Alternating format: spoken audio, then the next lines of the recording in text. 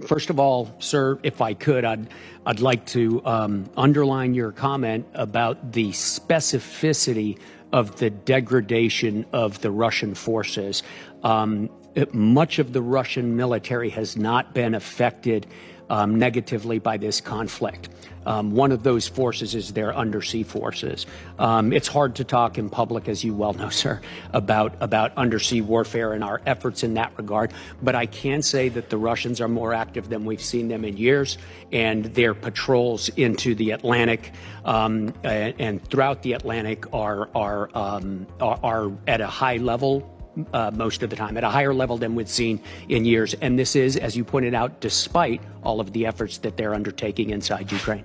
Okay. Did you catch it? I did. Now, I heard that I had to rewind it several times because he was contradicting Representative Courtney there. And because Courtney assumed, well, we've been knocking the Russians back on their hind ends. And I know, but the New York Times and the Washington Post and CNN and Fox and the the London Times and Telegraph in London and the Daily Mail and the BBC and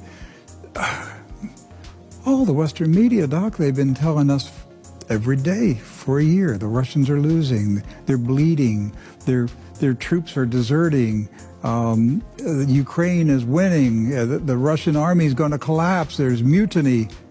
It's all a lie, isn't it? Yes, and you heard that from the commander of the region. I mean, it's a lie. It's propaganda. It's all propaganda. The Russians are winning. Yes.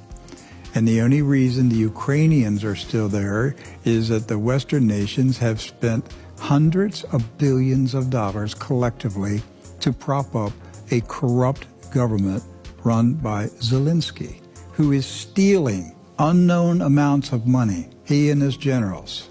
And if we didn't prop them up, they would have been wiped out a year ago.